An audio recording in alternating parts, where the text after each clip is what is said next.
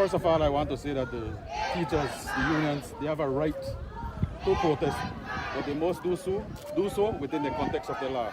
And for all that I have known, the unions have always done a peaceful demonstration.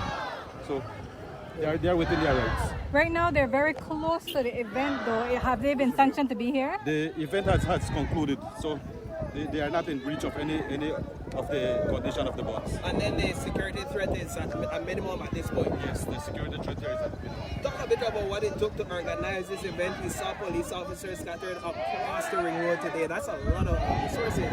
Well, honestly, we were anticipating a larger crowd. But it did not turn out to the size that we were anticipating.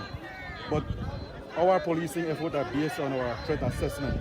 And based on the threat assessment, then we will post our police officers to police the event to ensure that they can protest, and they can protest doing so peacefully.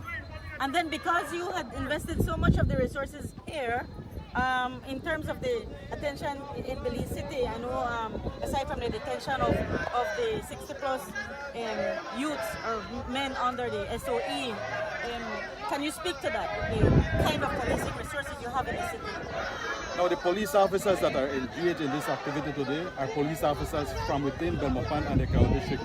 We are not utilizing any police officers from Eastern Division.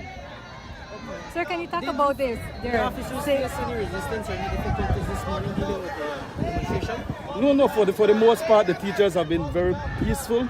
They are operating or they are demonstrating within the context of the law. So I applaud them for that. What was your advice to officers this morning, or your directives dealing with that? Well, whenever we have a demonstration, our first approach, and I have emphasized with them, that they must approach the protesters, the unions, the teachers, or whoever is protesting in a diplomatic manner.